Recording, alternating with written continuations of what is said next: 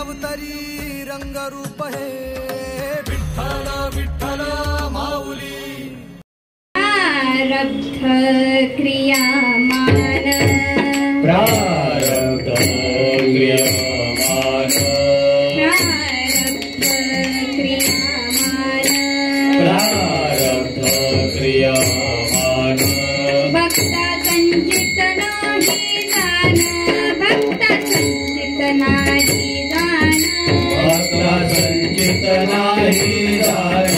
भक्ता संचित नाही जाण भक्ता संचित नाही जाण भक्ता संचित नाही जाण भक्ता संचित नाही जाण प्रारब्ध क्रियामान प्रारब्ध क्रियामान भक्ता संचित नाही जाण भक्ता संचित नाही जाण भक्ता संचित नाही जाण भक्ता संचित नाही जाण भक्ता संचित नाही जाण भक्ता संचित नाही जाण अवघा देवाची झाला पाणी अवघा देवाची झाला पाणी भरोनिया अंतरवाणी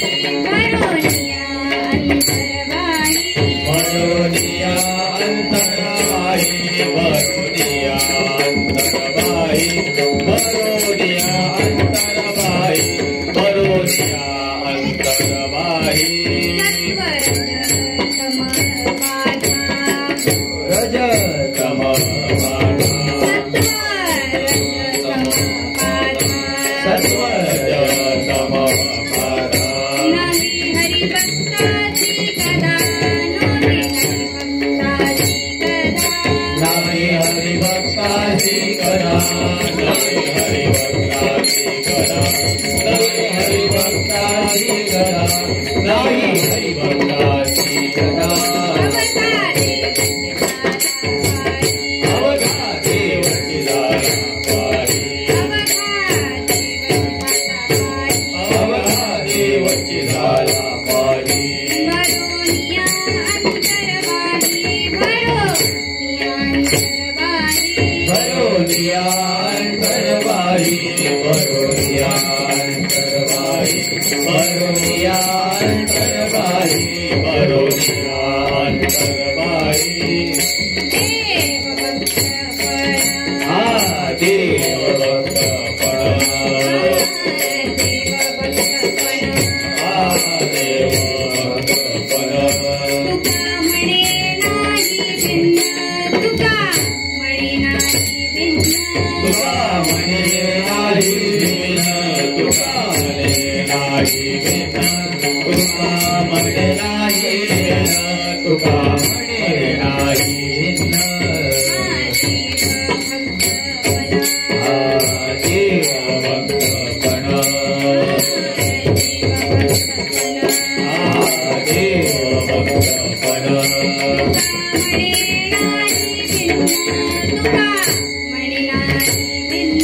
तुका म्हणे नाही भिन्न तुका म्हणे नाही भिन्न तुका म्हणे नाही भिन्न तुका म्हणे नाही भिन्न अवघा देवाची झाला पाणी अवघा देवाची झाला पाणी भरोनिया अंतरवाणी भरोनिया अंतरवाणी भरोनिया अंतरबाई भरोनिया अंतरबाई भरोनिया अंतरबाई भरोनिया अंतरबाई विठोबार कुमारी विठोबार कुमारी विठोबार कुमारी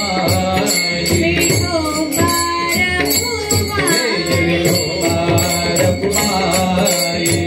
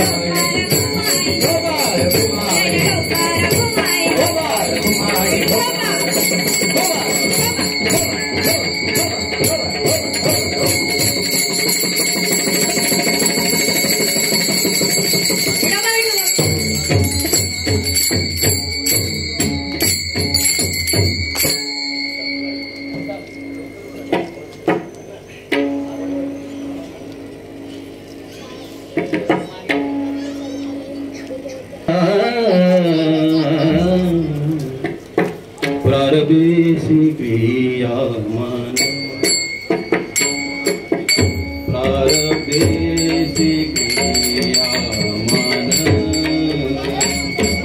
प्रारब्धेसी क्रियामान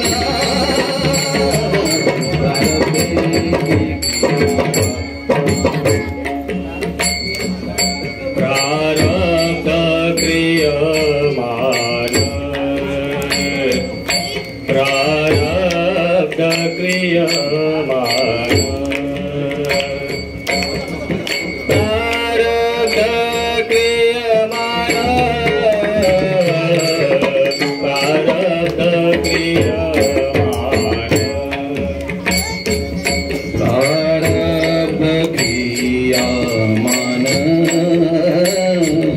प्रारब्ध क्रियामान प्रारब्ध क्रियामान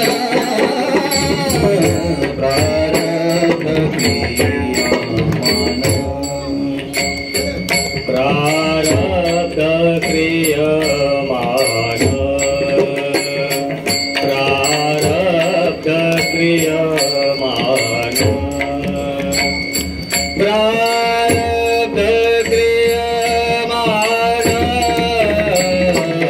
प्रारब्ध क्रियमान भक्ता संचिता नाही दान भक्ता संचित नाही दान अवघा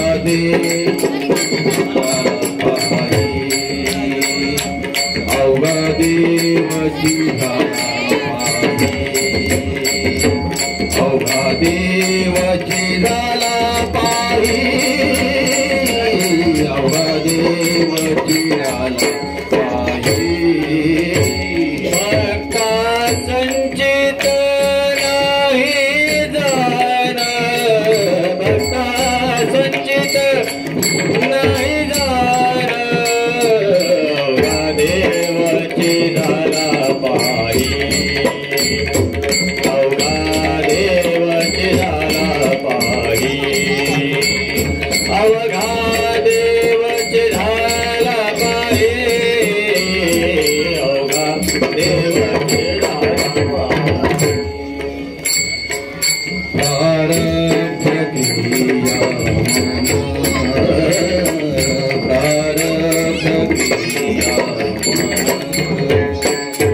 प्रारब्ध क्रियामान प्रारब्ध प्रारब्ध क्रियमान प्रारब्ध क्रियमान प्रारब्ध क्रियमान प्रारब्ध क्रियमान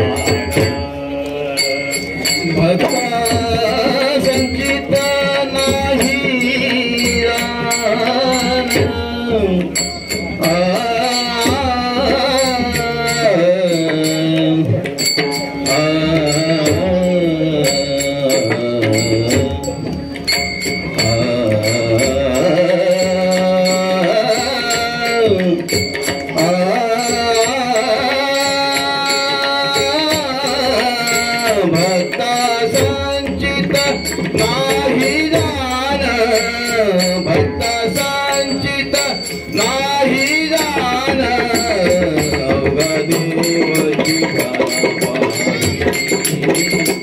अवघा देवाची अवघा देवाची झाला पायी अवघा देवाची झाला पायी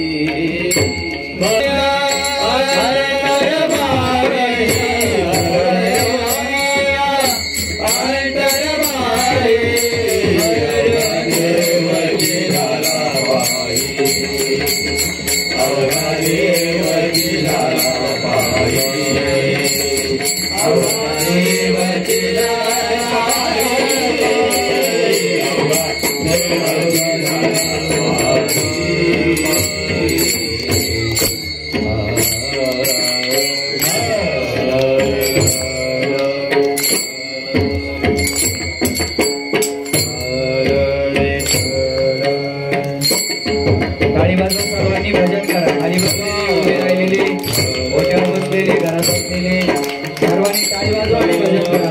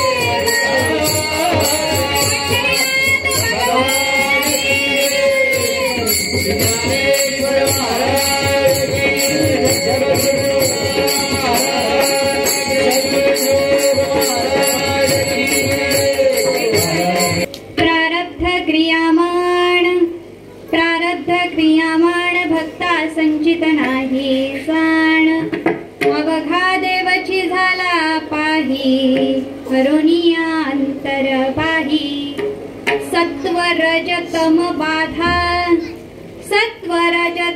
बाधा नोहे हरिभक्तासी कदा अवघा देवची झाला पाही करुणिया अंतर पाही देव भक्तपण तुका म्हणे नाही भिन्न अवघा देवाची झाला पाही वरोनिया अंतरबाही महायोग पीठे तटे बिवरत्यं वरं पुंडरीकाय दातुं मुनीन्द्रे समागत्य तिष्ठं तमानंद कन्नं परब्रह्मलिंगं वदे पाण्डुरंगं पाण्डुरंगा करू प्रथम नमः पाण्डुरंगा करू प्रथम नमः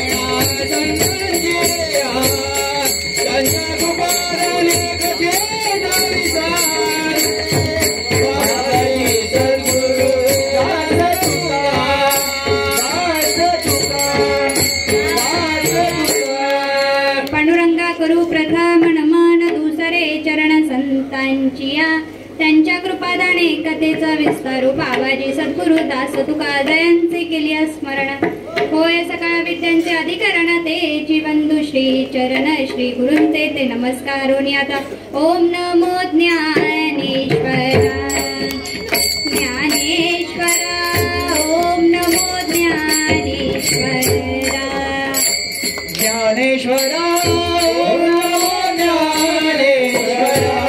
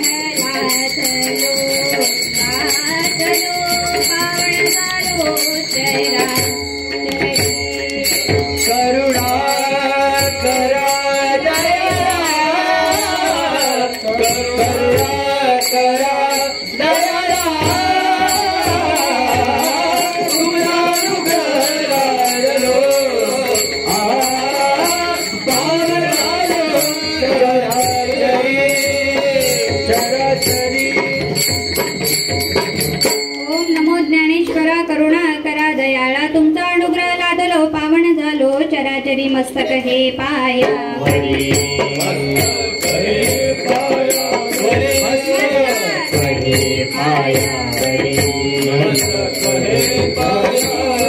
या वारकरी संतांच्या या वारकरी संतांच्या या वारकरी संतांच्या या वारकरी संतांच्या या वारकरी संतांच्या या वारकरी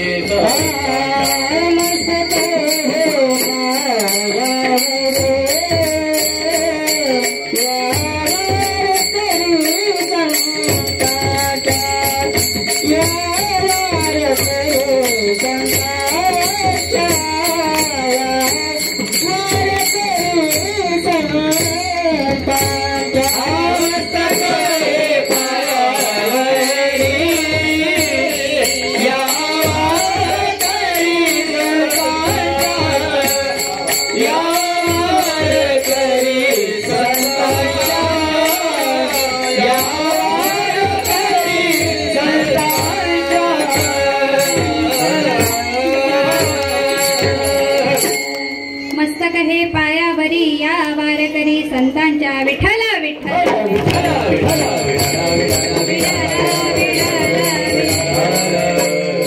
प्रारब्ध क्रियामाण भक्ता संचित नाही जाणव गा देवाची झाला बाही वरोनिया अंतर बाही. प्रस्तुत प्राप्त प्रसंगी प्राप्त स्थळी संकीर्तन सेवेकरिता प्राप्त असणारा अभंग महान भगवत भक्त देहूचे सुप्रसिद्ध असे असणारे साधू जगद्गुरु जगद्वंदनीय तुकोबाराई यांचा 4 चरणाचा भक्तांचं वर्णन करणारा, भक्तांचं लक्षण सांगणारा आणि भक्तांच्या भक्तीचं अलौकिक स्वरूपाचं फल सांगणारा अभंग सेवेकरिता निवडलेला आहे. विठ्ठला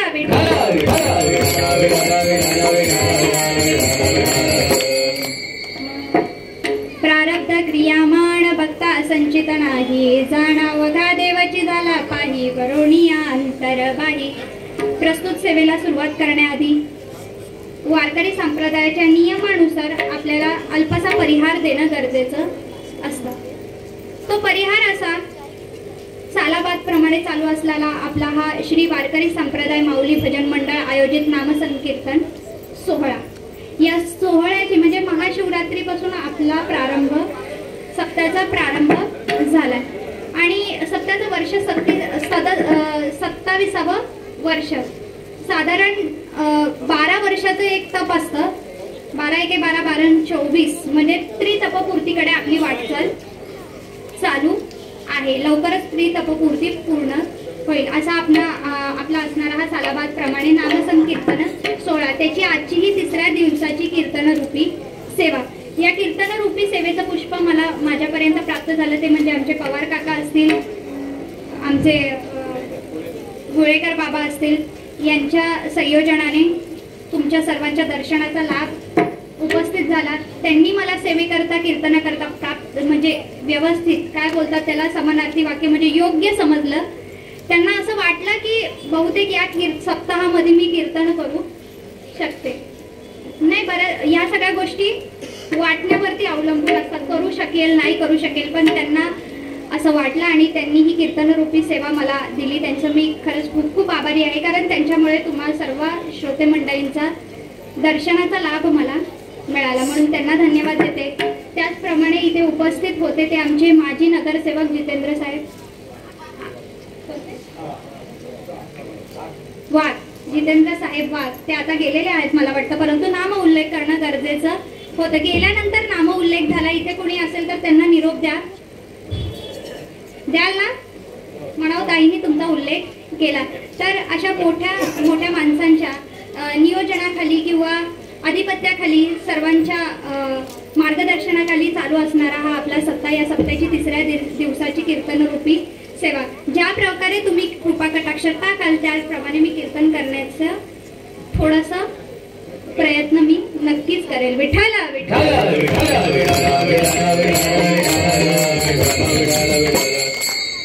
कीर्तन रूपी सेवेला सुरुवात करण्याआधी आपण अल्पसा म्हणजे अभंगाचा एक छोटासा भावार्थ पाहूया. तो असा, जगद्गुरु तुकोबाराई या अभंगामध्ये तसं बघायला गेला आपण जर गाथ्याचे अभ्यासक असू तर हा अभंग जगद्गुरु तुकोबारायांनी जेव्हा सांगितलात, म्हणजे आपण जेव्हा अभ्यास करतो त्यावेळेस आपल्याला 3 प्रकारच्या गोष्टी या अभंगामध्ये दिसून येतात. जगद्गुरु तुकोबाराय या अभंगामधून भक्तांची लक्षणं सांगतात. काय सांगतात? लक्षणाने संतांची ओळख करून देतात. मुद्दा क्रमांक 1. मुद्दा क्रमांक 2, जगद्गुरु तुकोबाराय या अभंगामधून संतांची किंवा भक्ताच्या भक्तीचं अलौकिक स्वरूपाचं फल आपल्याला या अभंगातून काय करतात? सांगतात. मुद्दा क्रमांक 2. आणि जगद्गुरु तुकोबाराय असे असणारे संत, असे असणारे भक्त या सर्वांचं वर्णन करतात. अभंगाचा 3रा मुद्दा, विठ्ठल विठ्ठल.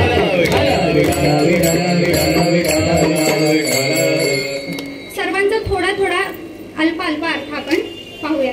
जगद्गुरु तुकोबाराय सांगतात की प्रारब्ध क्रियामाना भक्ता संचित नाही जाण. प्रारब्ध क्रियामान आणि संचित हे सर्वसाधारण जीवाला लागूच असतात. हे तिन्ही ही त्रिपुटी सांगितलेली आहे. प्रारब्ध क्रियामान आणि संचित हे सर्वसाधारण जीवाला लागूच असतात. परंतु भक्तांचं लक्षण सांगत असताना, वर्णन करत असताना त्यांनी सांगितलं की प्रारब्ध क्रियामान आणि संचित हे तिन्हीही भक्ताला नसतात. 2ऱ्या चरणामध्ये ते सांगतात की असं प्रारब्ध क्रियामान आणि संचित नसणारे जे भक्त आहेत ते नक्की कसे होतात? तर अवघा देवाची झाला पाही भरून या अंतर बाह्य. अभंगाचं 2रं चरण. 3ऱ्या चरणामध्ये पुन्हा त्रिपुटी येते. कोणती त्रिपुटी? सत्व रज तम बाधा नव्हे हरिभक्तासी कदा. सत्व रज तम ही त्रिपुटी सांगितलेली आहे. आपण सर्वसाधारण जीवाला सत्व रज तम ही त्रिपुटी बाधित आहे. नवे तर हे संपूर्ण विश्व किंवा हा देह जरी घ्यायचा झाला तरी हा त्रिपुटीने युक्त आहे. देह त्रिगुणांचा बांधा माझी नाही गुणसुद्धा असं सांगतात. आपल्याला वर्णन करतात संत की हे जे 3 गुण सांगितलेले आहेत, ही जी त्रिपुटी सांगितलेली आहे की सत्व रज तम बाधा नोहे हरिभक्तासी कदा, म्हणजे जो हरिभक्त आहे त्याला हे 3 गुण कधीही बाधत नाही. आणि शेवटच्या चरणात जगद्गुरु तुकोबाराय सांगतात की एवढं सर्व प्राप्त असणारे संत मग देव भक्त पण तुका म्हणे नाही भिन्न. अभंगाचा थोडक्यात भावार्थ, विठ्ठल विठ्ठल. तुम्हाला सर्वांना थोडक्यात भावार्थ अभंगाचा कळालेला असेल. चिंतनही थोडंफार तुम्हाला कळालेलं असेल. तर थांबूयात का आपण आता? नाही मिळणार बाबा, त्याच्यासाठी आम्ही आलोच नाही. तुमचे शिष्य एवढं लक्षात ठेवा तुम्ही. थोडक्यात भावार्थ झाला. आपण अभंगाचा थोडा आता एक पायरी आपण वर चालत जाऊ. मराठी पाऊल पडते पुढे, तसं आपण पुढे जाऊया आता थोडस. प्रारब्ध क्रियामाना भक्ता संचित नाही जाण. प्रथम चरणात सर्वात पहिला मुद्दा इथे उत्पन्न होतो की जगद्गुरु तुकोबाराय हे भक्तांचं लक्षण, म्हणजे भक्त नेमके कसे आहेत. संत, भक्त आणि संत दोघीही सारखे समान. भक्त आणि संत म्हणजे वाक्य जरी वेगवेगळी असली तरी त्यांचा सांगण्याचा मुद्दा हा तोच आहे की भक्त आहे किंवा संत आहेत. यांचं लक्षण कसं सांगतायत की प्रारब्ध क्रियामान हे झालं तर लक्षण. त्याच्यानंतर 2रा मुद्दा आपण विचार केला की ह्याच्यामध्ये जगद्गुरु तुकोबाराय या अभंगामध्ये त्यांचं वर्णनही करतात. बरोबर, वर्णन करतात की प्रारब्ध क्रियामान भक्ता संचित नाही जाण. संत कसे असतील तर असे असतील त्यांचं वर्णन करतात. सर्वात मोठा मुद्दा इथे उपस्थित असतो. 5 गोष्टी सांगते एका वाक्यात आणि पुढे चलते. जगात काही लोक असतात ना ही माननीय असतात. काही लोक ही माननीय असतात. जगामध्ये काही लोक असतात ना ही आदरणीय असतात. जगामध्ये काही लोक असतात ना ही पूजनीय असतात. बरं का, जगामध्ये काही लोक असतात ना ही तेजनीय असतात. आणि जगामध्ये काही लोक असतात ना ही वर्णनीय असतात. विठ्ठल विठ्ठल. एका वाक्यात आपण व्याख्या पाहूया. जगामध्ये काही लोक असतात हे माननीय असतात. उदाहरणार्थ आपण एखाद्या शाळेमध्ये जेव्हा भाषण करतो ना, म्हणजे मी लहान असताना मी बरीच भाषणं केली, पोपटच.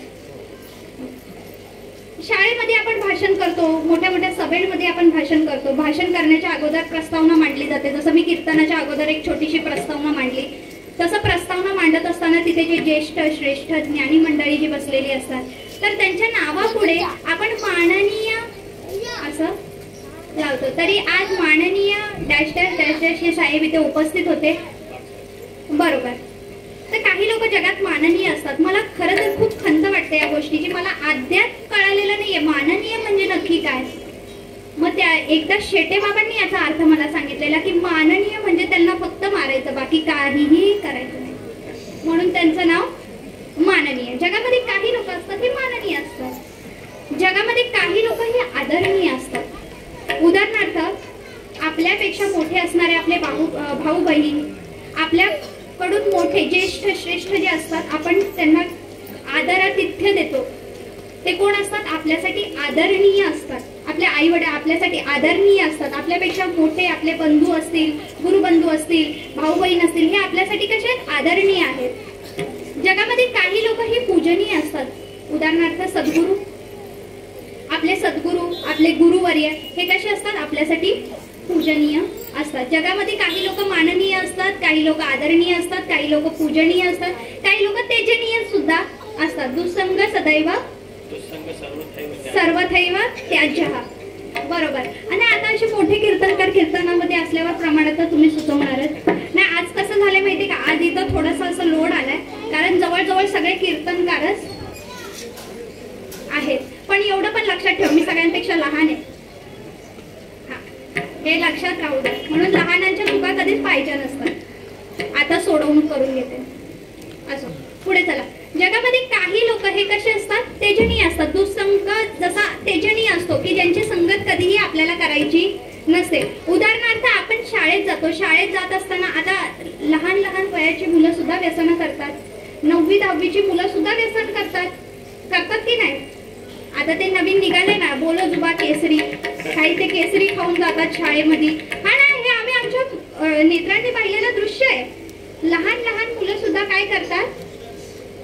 व्यसन करतात. तेव्हा त्यांचे आई वडील काय सांगतात? तो दुर्जन आहे बरं का, त्याच्या संगतीला लागू नको, तो तेजनीय आहे, त्याची संगत तू करू नको. असे असणारे कोण असतात? तेजनीय. जगामध्ये काही लोक माननीय असतात, काही लोक आदरणीय असतात, काही लोक पूजनीय असतात, काही लोक तेजनीय असतात, आणि सर्वात शेवटी येतात ते जगामध्ये काही लोक वर्णनीय असतात. आणि वर्णनीय फक्त संत किंवा देवच असतात. विठ्ठला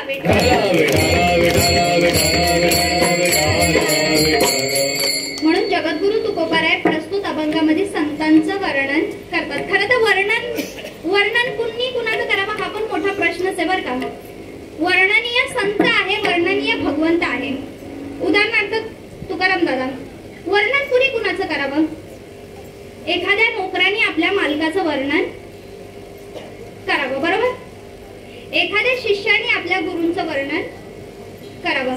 एखाद्या गायकाने त्याच्या संगीताचं वर्णन करावं. एखाद्या पक्वाजाने त्याच्या पक्वादाच्या कलेचं वर्णन करावं. म्हणजे वर्णन कुणाचं करावं म्हणजे सांगते बरं का. नोकराने मालकाचं वर्णन करावं, बरोबर.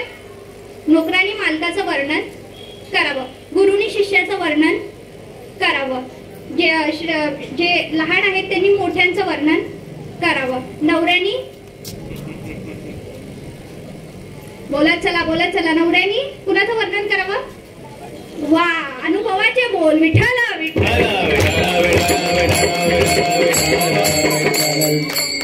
बोलायला फक्त आपला देश स्वतंत्र झालेला आहे, पण आपला देश स्वतंत्र झालेला नाहीये.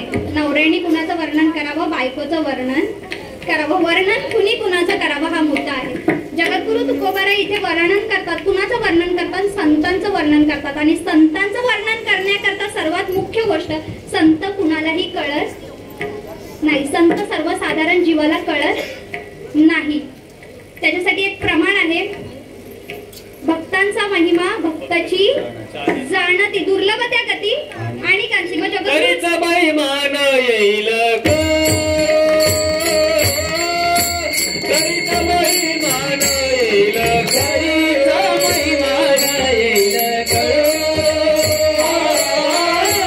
करीचा महिमान येईल,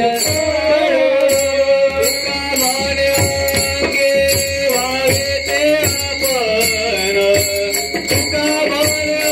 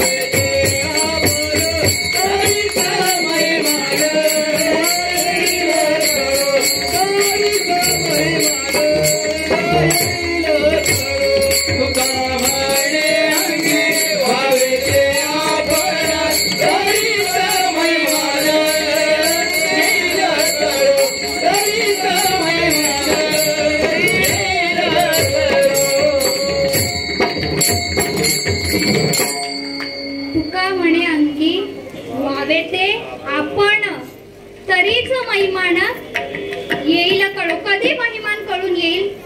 जोपर्यंत तुम्ही त्या पदाला प्राप्त होत नाही तोपर्यंत. जोपर्यंत तुम्ही एखाद्या गोष्टीचा आस्वाद घेत नाही तोपर्यंत तुम्ही ते दुसऱ्यांना सांगू शकत नाही, व्यक्त करू शकत नाही. जेव्हा जो काळ असतो, एखादा काळ असतो, त्या काळाची अनुभूती आल्याशिवाय आपल्याला त्या काळाच्या व्यतिरिक्त बोलता येत नाही. म्हणून जगद्गुरु तुकोबाराय हे भक्त होते, संत होते, सर्वश्रेष्ठ म्हणून आपण त्यांना जगद्गुरु म्हणतो. असे असणारे जगद्गुरु तुकोबाराय ते जगद्गुरु होते, संत होते, भक्त होते, म्हणून ते भक्तांचं वर्णन या अभंगामध्ये करतात. विठ्ठल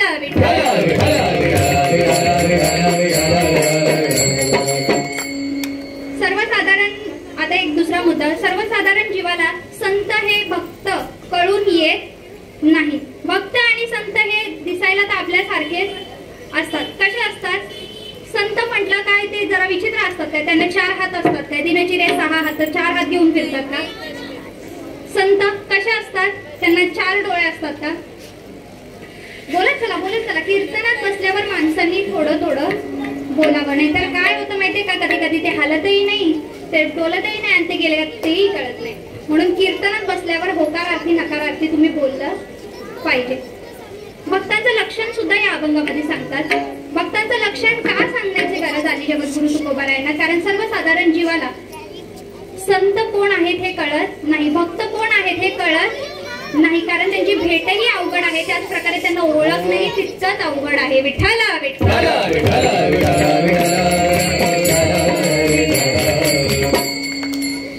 का माहितीये का? त्याच्यासाठी एक प्रमाण आहे.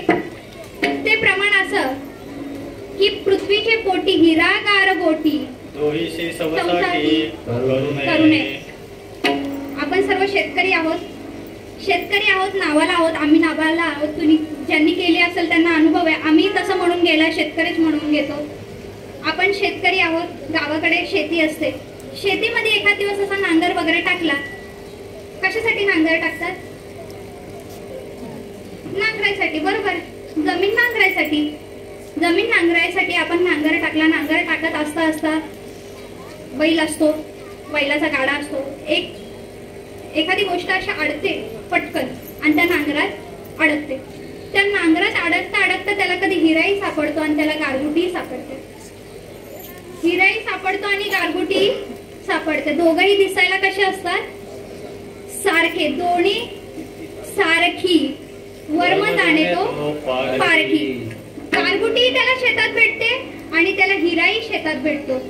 पण ते हिरा आहे हे मोजण्यासाठी, हे पाहण्यासाठी, ते सिद्ध करण्यासाठी तिथं कोण पाहिजे?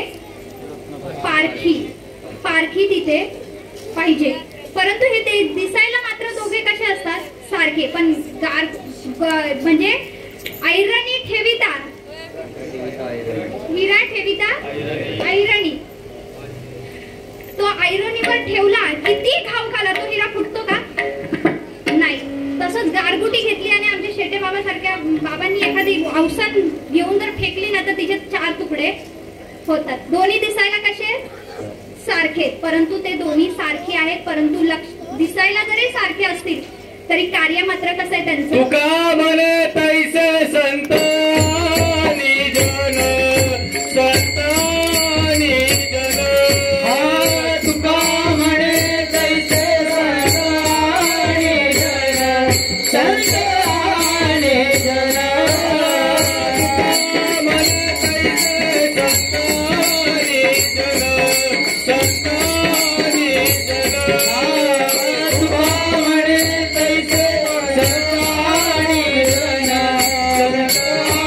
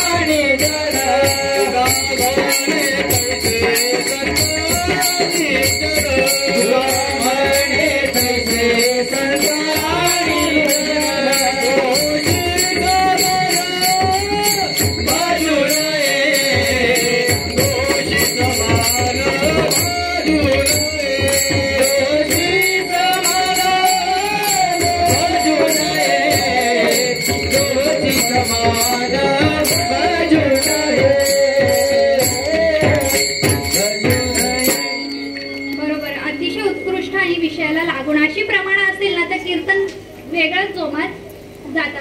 आणि त्याच्या जोमात काय माहितीये का, उत्तम दादा तर आहेत पण बाजूला शेटे बाबा आहेत ना, कानातून का होईना प्रमाण सांगतील. विठाला विठाला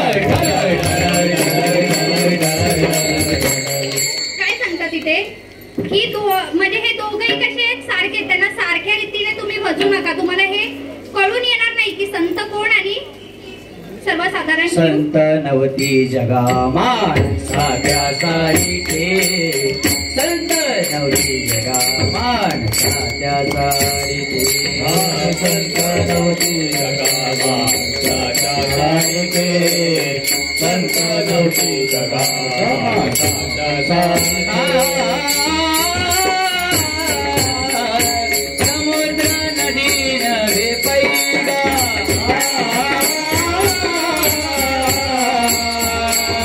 नदी नव्हे पैगा,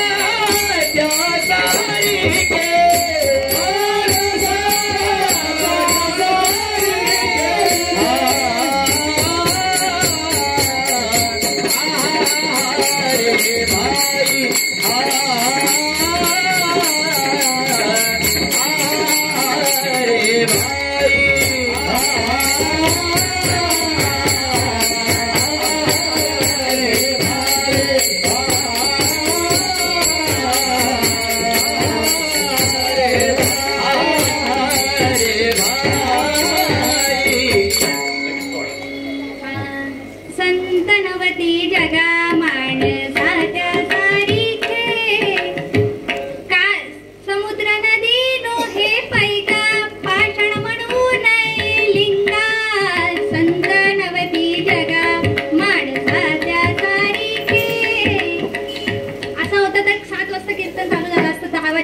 उत्कृष्ट प्रमाणे गाऊन घेतली असते. असो, संत नवती जगा माणसात्या सारी खेळ किंवा भरपूर प्रमाण आहेत. आता याला प्रमाणांचा साठा भरपूर आहेत. म्हणून हे सर्वसाधारण जीव आणि संत आपल्याला ओळखता येऊ शकणार नाही. म्हणून त्यांची अंतरंग लक्षणे या अभंगामध्ये जगद्गुरु तुकोबा यांनी सांगितली, वर्णन केलं आहे, लक्षणं सांगितलेली आहेत आणि अलौकिक स्वरूपाचं फल सांगितलेलं आहे. विठ्ठल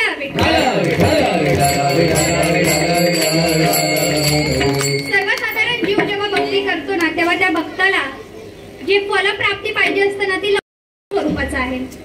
आपणही भक्ती करतो, आपण भक्ती करतो बरोबर आहे. आपण खूप मोठे भक्त आहोत. आपण काय करतो, आपण एकादशीचं व्रत करतो, सोमवारचं व्रत करतो, 9 दिवस कडक नवरात्रीचा उपास करतो, त्याच्यानंतर संकष्टी करतो, संकष्टी चतुर्थी करतो, नाही तितके उपास करतो, सगळं करतो. महिला मंडळ तर खूप जास्त, त्याचा शुक्रवारचा उपास, गुरुवारचा उपास, शनिवारचा उपास असे लागून उपास असतात.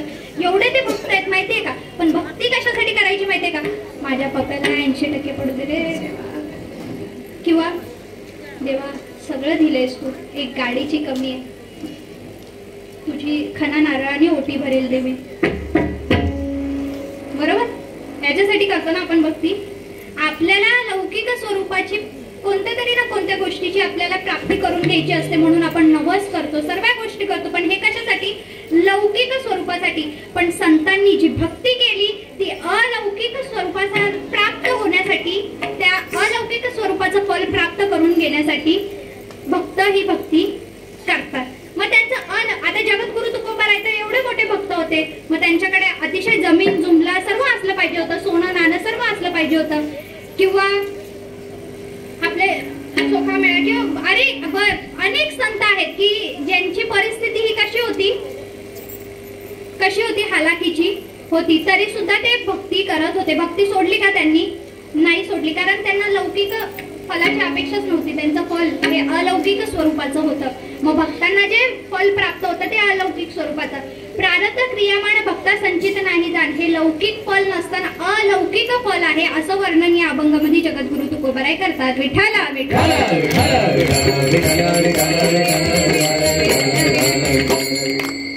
म्हणून असे असणारे भक्त यांचं वर्णन किंवा या भक्तीच्या फलाचं वर्णन काय आहे हे महाराज अभंगाच्या प्रथम चरणात सांगतात. प्रारब्ध क्रियामान प्रारब्ध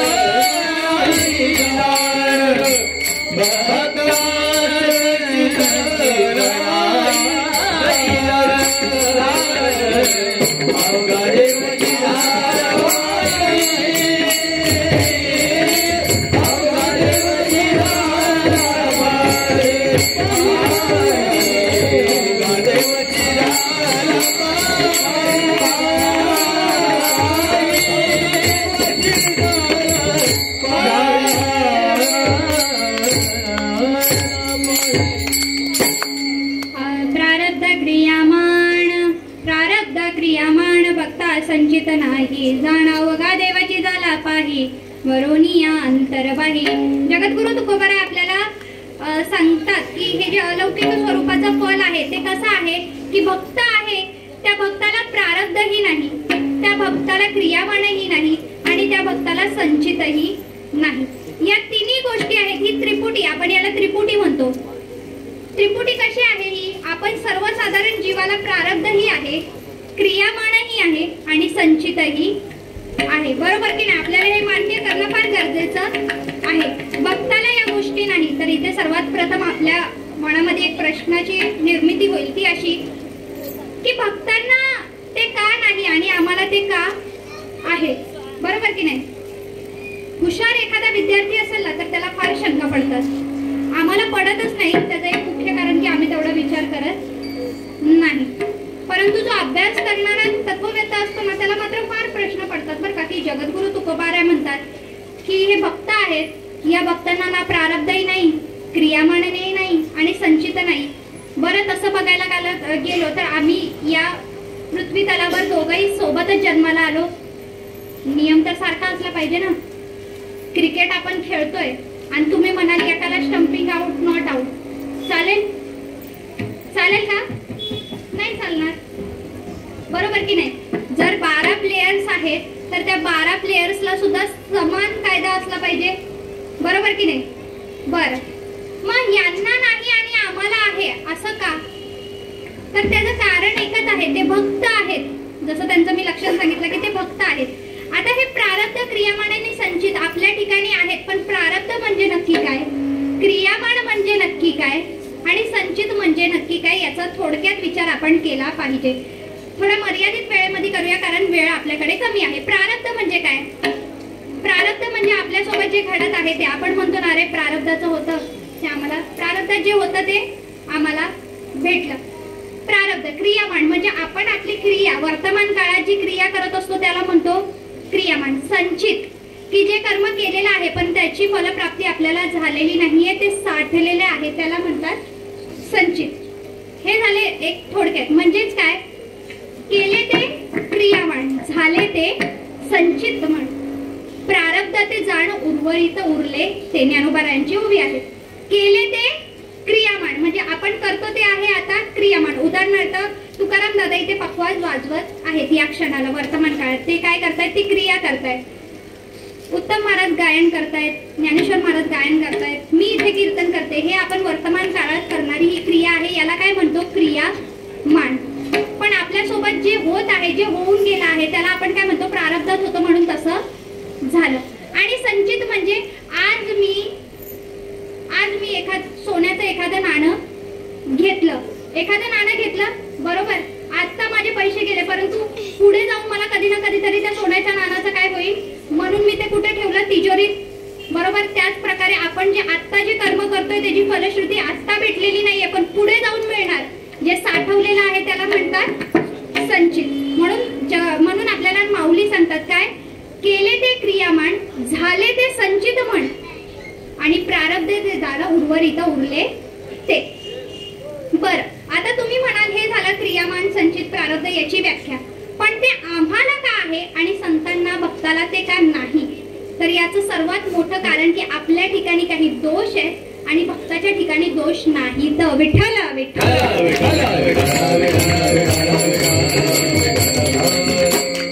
हे प्रारब्ध, क्रियामान आणि संचित का उत्पन्न होतात माहितीये का? का उत्पन्न असतात त्याचं कारण म्हणजे आपण करत असलेले कर्म, आपल्या ठिकाणी होत असलेले दोषाची निर्मिती. सर्वसाधारण जीव जर असेल ना, विठ्ठल विठ्ठल, सर्वसाधारण जीव असेल ना तर त्याच्यामध्ये काय असतात, त्याच्यामध्ये काहीतरी चुका असतात, त्याच्यामध्ये काहीतरी दोष असतात. सर्वसाधारण जीवामध्ये दोष असतात. बरं, विचार सागरासारख्या ग्रंथामध्ये जर आपण पाहिलं तर आपल्या ठिकाणी मल आहे, विक्षेप आहे, आवरण दोष आहेत. त्याच्यामुळे आपल्याकडून घडणारे कार्य हे कसे असतात, समान असतात.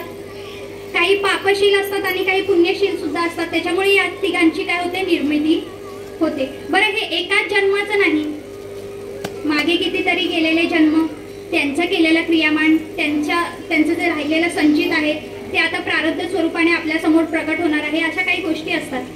संतांच्या ठिकाणी हे दोष नसतात. खरं पाहायला गेलं तर भक्तांच्या ठिकाणी दोष असतात पण ते त्याची निवृत्ती करतात. कुणी जन्मतः साधू नसतं, कुणी जन्मतः संत नसतं.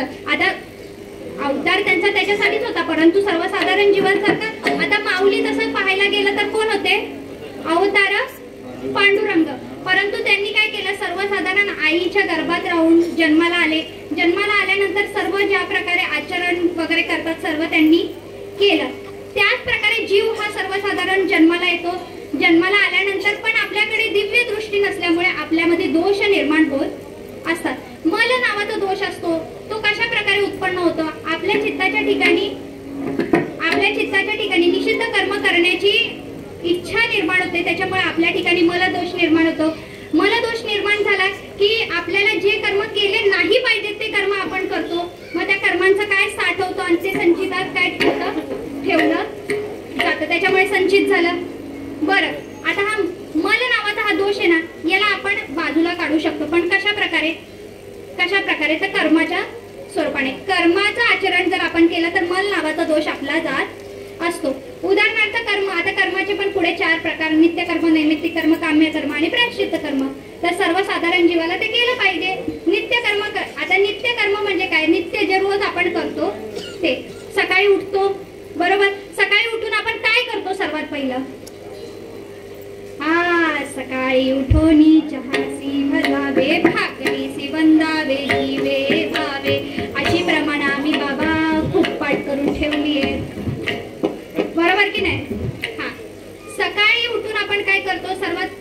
पहिलं स्नान करतो, त्याच्यानंतर देवपूजा वगैरे करतो, देवपूजा झाल्यानंतर पेटपूजा करतो. हे काय झालं नित्यकर्म. सकाळी उठतो, स्नान हे आपलं नित्यकर्म आहे. मला सांगा आता इथे कोण आठवड्यातून एकदा आंघोळ करतं? नाही. तशी गोळी काय अजून बाजारात उपलब्ध झालेली नाहीये. त्याच्यामुळे आपल्याला रडत खडत का होईना संध्याकाळी 5 वाजता का होईना आपल्याला आंघोळ करावी लागते. ते नित्यकर्म आहे, ते करावंच लागतं. हे झालं नित्यकर्म. नैमित्तिक कर्म, कुणाचं श्राद्ध असेल, पित्र असेल, पिंड असेल, नैमित्तिक कारण आहे. बरोबर.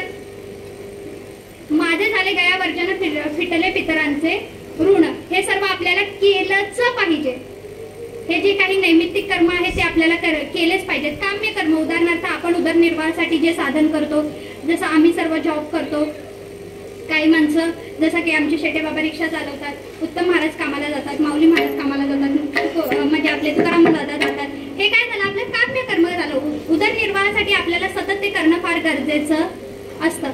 परंतु ते कार्य करत असताना आपल्याला काही गोष्टींची काय असते माहितीये का, विचार करून करावं लागतं. कारण कर्म कधीही चांगल्या दृष्टीने केलं तर चांगलं, नाही तर ते काम्य कर्मामध्ये पण बरेचसे दोष निर्माण होतात. मग काम्य कर्म आणि शेवटी उर्वरित उरलं ते प्रायश्चित्त कर्म. प्रायश्चित्त कर्म आपण का करतो? खरं तर भक्त आणि संत प्रायश्चित्त कर्म करत नाहीत का? जोग महाराजांचं एक गोष्ट आठवली मला. जोग महाराज आळंदीमध्ये आलेले, त्यांच्या सद्गुरूंचं दर्शन वगैरे केल्यानंतर आळंदीत आल्यानंतर ते इंद्रायणीमध्ये गेले. इंद्रायणीमध्ये गेल्यानंतर तिथे एक साधू दिसले. त्या साधूंनी त्यांच्या हातावर पाणी दिलं आणि त्यांना प्रवाहित करायला सांगितलं, संकल्प घ्यायला सांगितलं. ते म्हटले मी संकल्प घेऊच का? मी जर पापच केलेला नाहीये तर मी संकल्प का घ्यावा?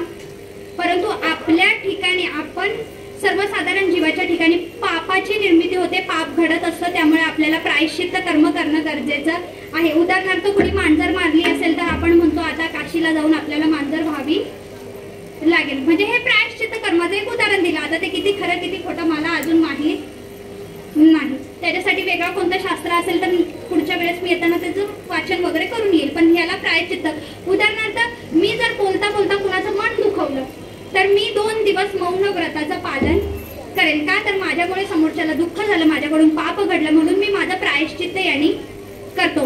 हे जर कर्म योग्य रीतीने जर आपण केले ना तर आपल्या ठिकाणी असलेला मल नावाचा दोष निघून जातो. दुसरा मल आणि विक्षेप. विक्षेप म्हणजे आपल्या चित्ताची चंचलता. चित्त आपलं अतिशय चंचल असतं. किती चंचल असतं? मी इथं उभी आहे पण माझं मन दुबईला गेलेलं आहे. नाही, तसं नाही गेलेलं आहे बाबा, तुम्ही टेन्शन घेऊ नका, तसं इथेच आहे. म्हणजे मी तुम्हाला फक्त एक चित्ताची चंचलता सांगते.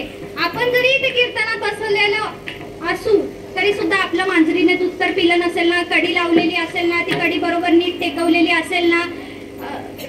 काही काही ठिकाणी तर आहे ना असे कीर्तनाला काही जण बसतात ना, सेंटर पॉइंटला बसतात. का माहितीये का बाबा? तुम्हाला कळालंय का? मला कळालंय म्हणून मी तुम्हाला सांगते. नाही, तुम्ही सर्व जवळचे आहेत म्हणून सांगते. सेंटर पॉइंटला बसतात बरं का. आपल्या चपलेकडे त्यांचं लक्ष असलं पाहिजे.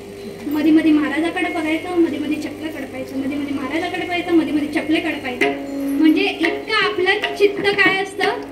अति चपळ चंचल जाता येता न लगे वेळ, जाता येता न लगे वेळ, जाता येता न लगे वेळ.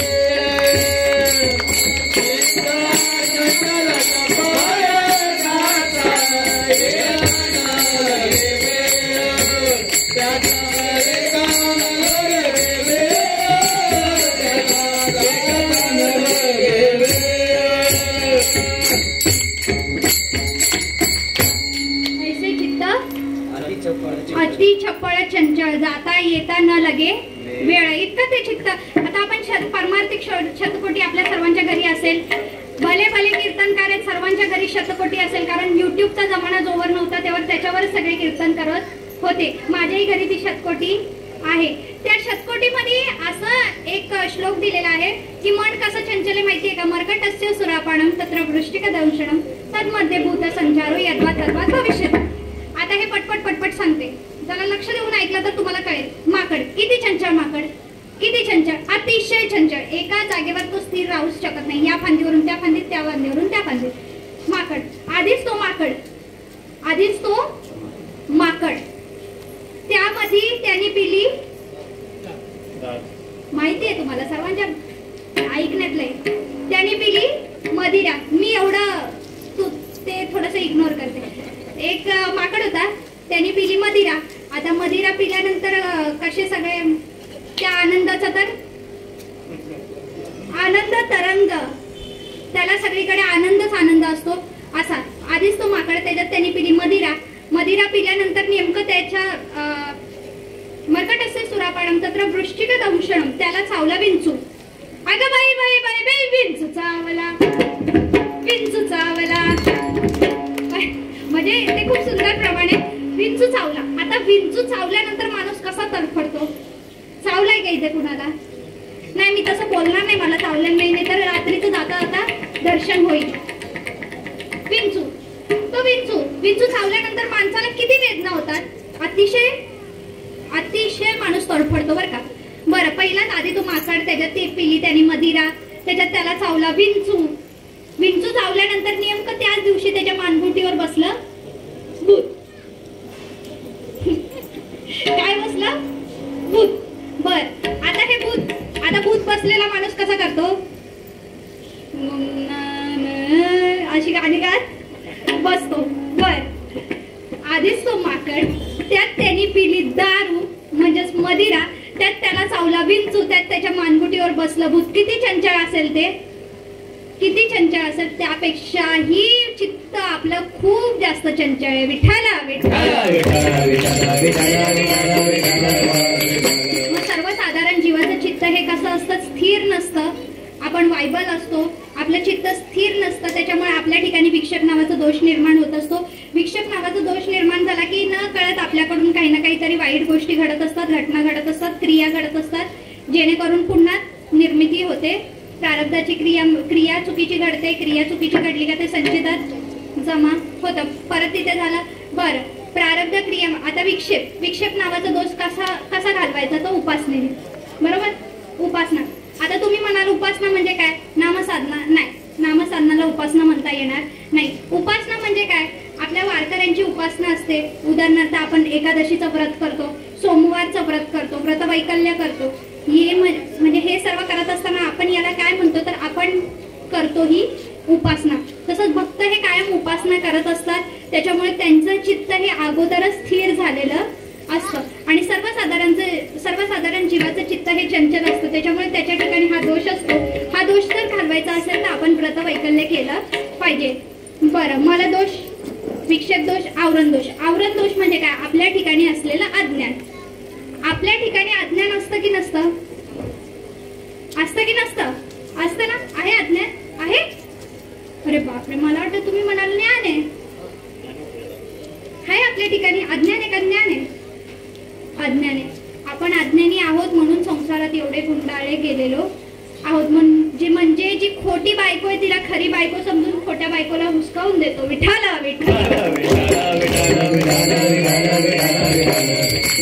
म्हणजे काय?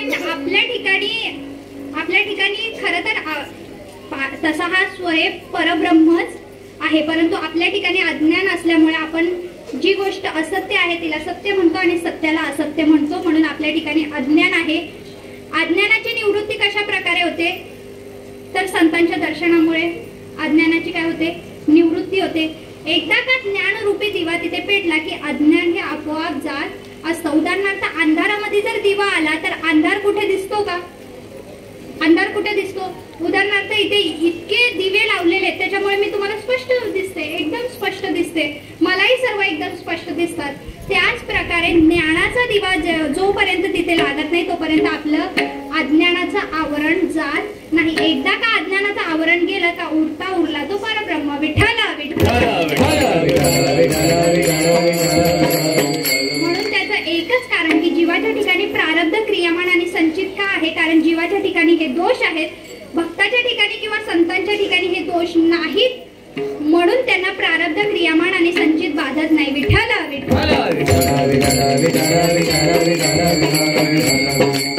आणि इथे भक्तीचं अलौकिक स्वरूपाचं फल सांगितलेलं आहे. म्हणून आपणही भक्ती केली पाहिजे. आणि ती भक्ती कशी केली पाहिजे तर अलौकिक स्वरूपाच्या फलप्राप्तीसाठी आपण ती भक्ती केली पाहिजे. म्हणून आपल्या ठिकाणी असलेलं अज्ञान की आपण लौकिक स्वरूपाच्या प्राप्ती करता आपण खूप काही गोष्टी करतो, तिथे प्रयत्नशील असतो, परंतु अलौकिक स्वरूपाच्या फलप्राप्ती करता आपण क्रिया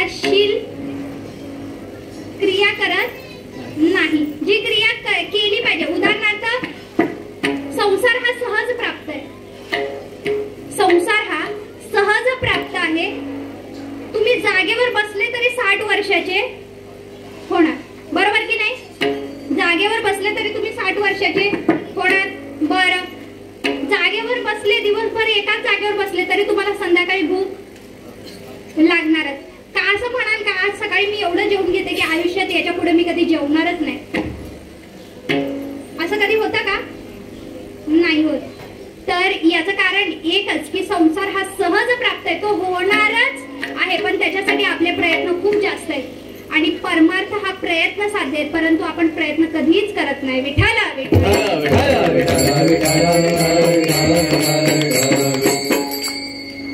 जोपर्यंत जीवाच्या ठिकाणी हे दोष आहेत तोपर्यंत जीवाच्या मागे ही त्रिपुटी लागलेली असते. कोणती त्रिपुटी? प्रारब्ध, क्रियामानाने संचित ही त्रिपुटी मागे असते.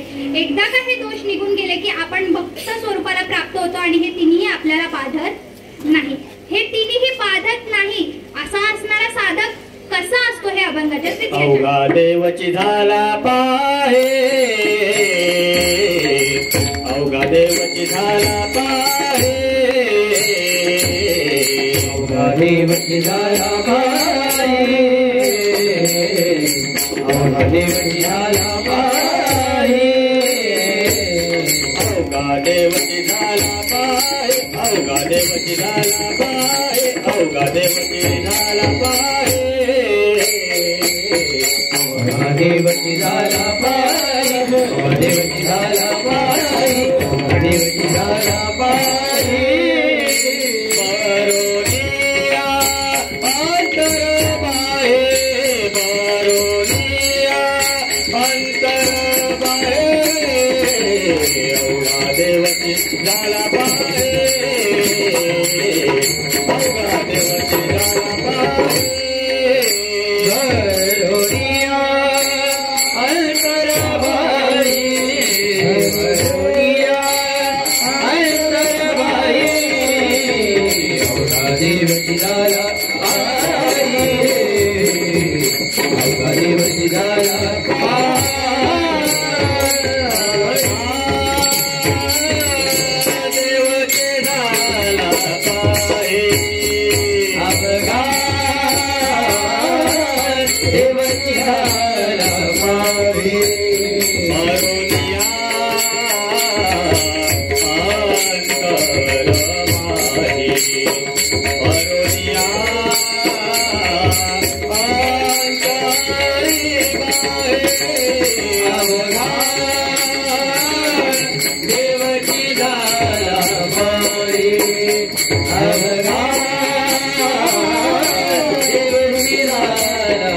देवची झाला,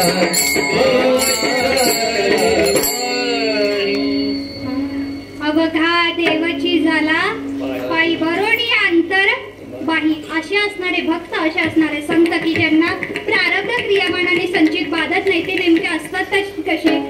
तर अवघा कोणत्या पदाला ते प्राप्त होतात? तर अवघा देवची झाला पायी, बरोणी अंतर बाही. अवघा देव झाला म्हणतात, अवघा देव झाला. अवघा देव म्हणजे नक्की काय? अवघा देव होणं म्हणजे नक्की काय? आता उदाहरणार्थ अवघा देव, आता जर आपण एका ठिकाणी कुणीतरी उठला आणि म्हटलं आज आम्ही अवघा देव झालो, अवघा देव झालो, तर आपण काय म्हणू? अरे तुझ्या हातात तर गदा नाही, तुझ्या हातात तर तलवार नाही, तुझ्या हातात तर त्रिशूळ नाही, तू अवघा देव झालाच कसा काय? का? तर आपण बहिरंगाने त्याचं वर्णन करत असतो म्हणून. पण संत हे काय सांगितलेले? अवघा देवाची झाला पायी या स्वरूपाला प्राप्त होत असताना अंतर आणि बाही. अंतर म्हणजे नक्की कसं? तर त्यांच्या ठिकाणी कोणत्याही प्रकारचे दोष नसतात, म्हणून त्यांचं चित्त कसं असतं? निर्मळ असतं, म्हणजे त्यांचं चित्त परब्रह्म स्वरूप झालेलं असतं. मग असं अंतरंगातून सुद्धा ते काय झालेले असतात? देव झाले असतात आणि बहिरंगाने पण देव झाले असतात. कसे? कारण त्यांना जे जे दिसतं ते ते बरोबर बरोबर, अतिशय उत्कृष्ट प्रमाण. नाथ महाराजांच्या हरिपाठामध्ये नाथ महाराज म्हणतात की जे जे दृष्टी दिसे ते ते हरी रूप, म्हणजे त्यांना दृष्टीने जे काही दिसतं ना ते काय दिसतं, देवच दिसतं, परब्रह्मच दिसतो. असे असणारे संत काय होतात की अवघा देवाची झाला. आता याच्यावर खूप काय बोलायसारखं आहे. त्यांनी सरळ सरळ तर सांगून दिलेलं आहे, आपण त्याची किती फोड केली तरी अर्थ हा एकच निघणार आहे की अवघा देवाची झाला पाहिजे. पूर्ण स्वरूप ते परब्रह्म स्वरूपाला प्राप्त होतात. अंतर आणि बाही. बहिरंगाला मी खरं तर म्हणते बहिरंगाला महत्व थोडंफार कमी आहे, पण अंतरंगाला महत्व फार जास्त आहे. म्हणून सांगतात पहिला अंत सांगतात, अंतर सांगतात आणि मग बाहेर सांगतात. पण हे दोन्ही ठिकाणी कसं आहे की बरोनिया अंतर बाही. असे जे संत आहेत ते कसे पुन्हा कोणत्या स्वरूपाला प्राप्त होतात, तर देव स्वरूपाला प्राप्त होतात. आता काय बोलायचं इथे, परत एक प्रमाण आहे. देवते संत निमित्त त्या प्रतिमा. दिसायला जरी आपल्यासारखे दिसत असले तरी सुद्धा ते कोण आहेत, तुकिता तुलनेसी ब्रह्म तुकासी आले, तुकिता तुलनेसी तुकिता तुलनेसी ब्रह्म तुकासी आले, तुकिता तुलनेसी तुकिता तुलनेसी ब्रह्म तुकासी आले, तुकिता तुलनेसी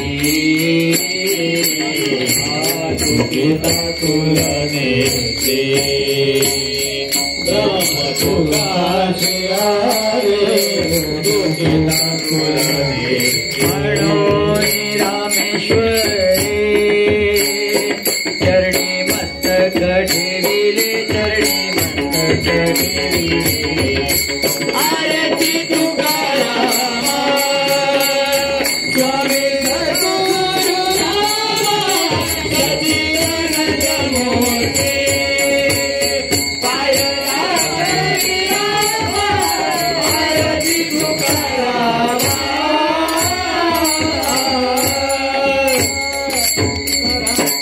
म्हणून स्वतः कोण सांगतात, रामेश्वर शास्त्री काय सांगतात की तुकिता तुलनेसी ब्रह्म तुकासी आले, म्हणजे ते कोण झाले, ब्रह्मपदाला प्राप्त झाले. म्हणून तुकिता तुलनेसी ब्रह्म तुकासी आले, किंवा मगाचं प्रमाण आपलं म्हणे रामेश्वर भाट द्विजा, तुका विष्णुराई दुजा, तुका विष्णुराई दुजा, तुका विष्णुराई दुजा.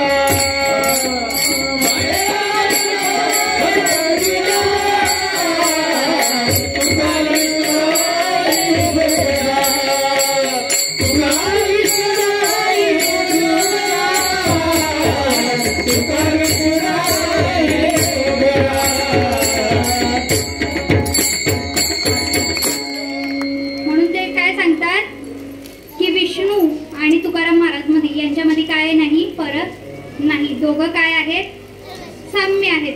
तर या दोघांमध्ये म्हणजे काय झाले, तर ते भगवत स्वरूपाला प्राप्त झाले. दुसराही चरण झालं. त्याच्यानंतर तिसऱ्या चरणामध्ये, आता तिसरं चरण गाऊन नाही घेत आपण, थोडंसं धावती चाल घेऊया. पुन्हा इथे त्रिपुटी आली तिसऱ्या चरणामध्ये. कुठे आली त्रिपुटी, सत्व रज तम ही झाली त्रिपुटी. आता ही त्रिपुटी सांगत असताना त्रिपुटी ही पादकच असते. ज्या प्रकारे प्रथम चरणामध्ये त्रिपुटी आली प्रारब्ध क्रियामानाने संचित, तसंच तिसऱ्या चरणामध्ये सुद्धा त्रिपुटी आली. कोणती त्रिपुटी, सत्व रज तम. सत्व रज तम, आता तसं पाहायला गेलं तर सत्व रज तम हे सर्व जीवांना आहे, हे गुण जीवाला बाधक आहे. तसं पाहायला गेलं तर हा देह सुद्धा त्रिन गुणांचा बांधील आहे. देह त्रिगुणांचा बांधा, माझी नाही गुण सुद्धा. बर, हा देहही त्रिगुणांनी युक्त आहे, आपल्याला त्रिगुण बाधकही आहे.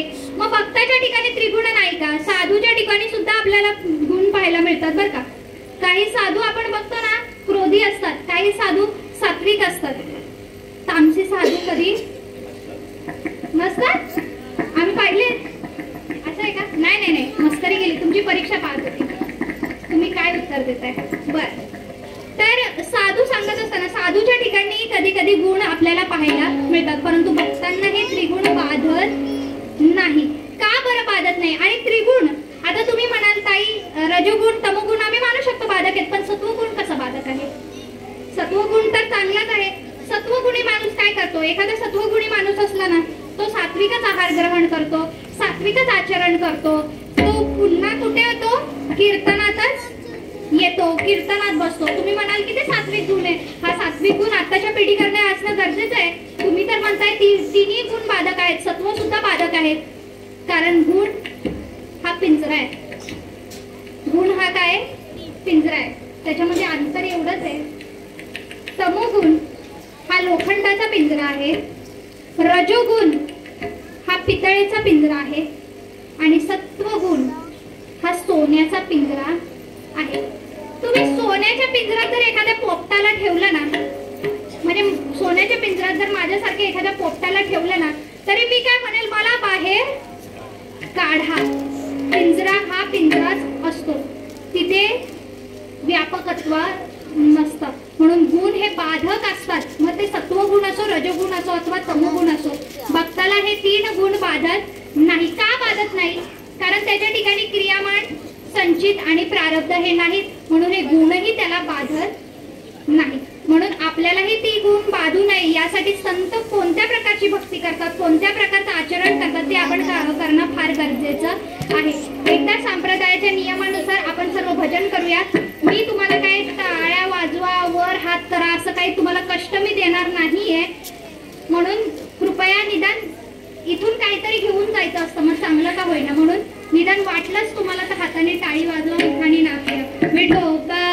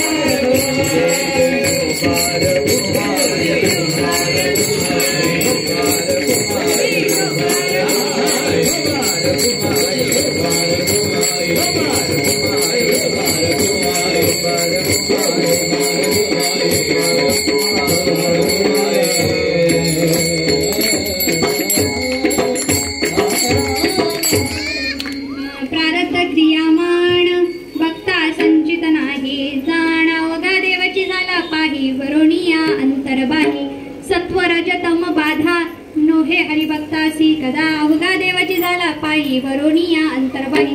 3 चरणाचा भावार्थ झालेला आहे, शेवटचं चरण आहे. तर अवघ्या 5 मिनिटात आपण आपली सेवा काय करणार आहोत, समारोप या सेवेचा करणार आहोत.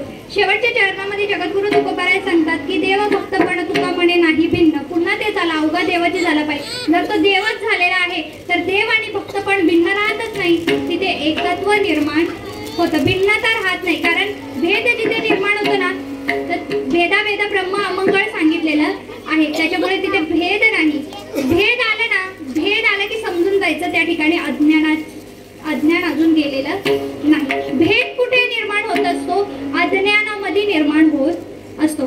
शेटे बाबा कायम एक गोष्ट सांगतात, कोणती माहितीये, एक तर मडते ना पूर्ण भरलेला असावं, नाही तर पूर्ण रिकामा असावं. बरोबर की नाही? महिला म्हणतात, तुम्ही मला सांगा. आता इथे त्या गोष्टीचा संबंध येत नाही, पण गावाला आपण जातो, हंडा भरून पाणी आणतो, हंड्यावर हंडे, 7 हंडे नसतात ते, हंड्यावर हंडा असतो, त्याच्यावर एखादी कळशी असते, ती कळशी ना काठोकाठ भरून घेतात बरं का. का माहिती, ती अर्धी असली ना की त्याचा बॅलन्स जातो, कारण तिथे भेद निर्माण होतो परत. बरं, अर्धे जे असतात ना तिथे अज्ञान असतं, डचमळतं, ते डचमळतं बाबा, डचमळतं. हा, ते का डचमळतं? अर्धवट असतं म्हणून, अज्ञान असतं म्हणून. जर त्याच्या ठिकाणी ज्ञानाची प्राप्ती झाली का ते डचमळत नाही. एकतर माणूस, खरंच आहे, आणि हे शेटे बाबांचं वाक्य मला खूप पटतं बरं का, एकतर माणसाने पूर्ण टोटल अज्ञानी तरी असावं, नाहीतर ते बोलतात ना येडीला सासरान माहेर सारखंच. मग एकतर ती पूर्ण येडी असावी, नाहीतर पूर्ण शानी असावी. अर्धवट येडी असन, अर्धवट शानी असन तर अर्धवट माणसालाच अर्धवट असतात, बरोबर. म्हणून इथे सांगताना परत विषयावर मी तुम्हाला घेऊन येते की आपल्याला इथे भेद सांगायचा होता. भेद म्हणजे काय की एकरूपत्व झाली. एक जिथे एक असतो ना तिथे भेद नसतो, जिथे दोन असतात तिथे भेद असतो. आणि भेद असला का काय म्हणतात, तिथे अज्ञान अजून सुद्धा आहे.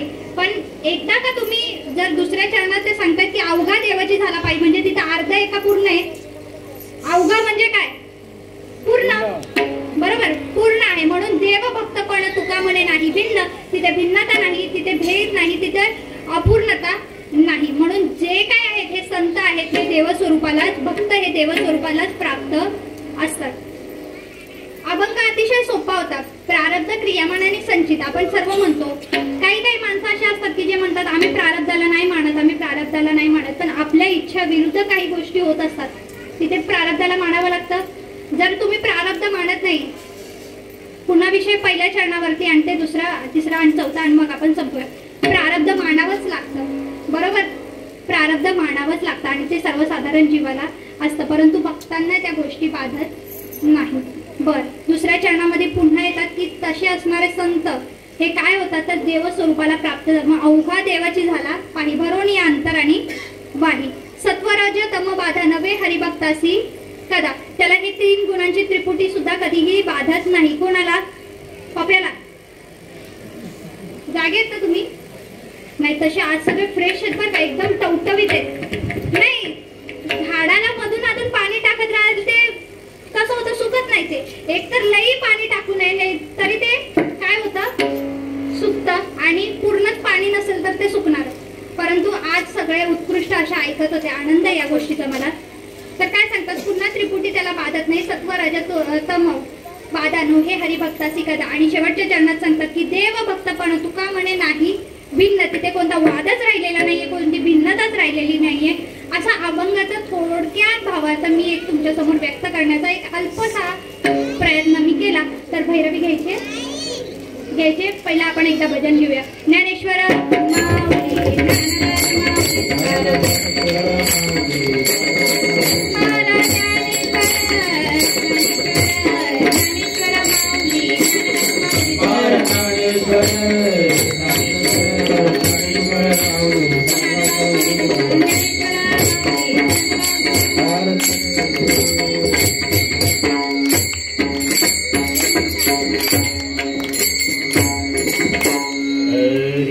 देव भक्तपण, देव भक्तपण, देव भक्तपण, देव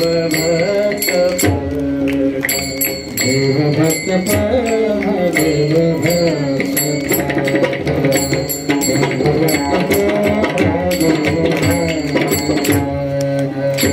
तुका म्हणे नाही भिन्न, तुका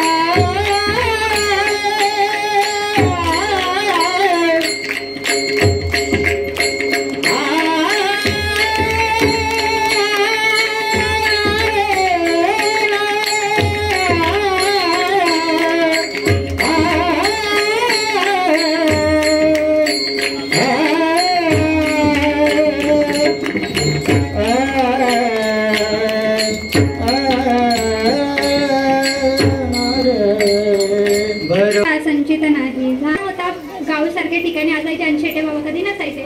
त्याच्यामुळे अशी परीक्षा देणं सोपं आहे, पण एकटाच शिक्षक आणि त्याच्या समोर बसून लिहिणं फार कठीण असतं. मग अशा ठिकाणी खरं तर मी बाबा काय बोलले, किती बोलले, चांगलं बोलले की वाईट बोलले, आता ते तुम्ही मानूनच घ्या. तुम्ही मला नंतर लेक्चर द्यालच, पण जास्त देऊ नका, मी लहान आहे ना बाबा असं.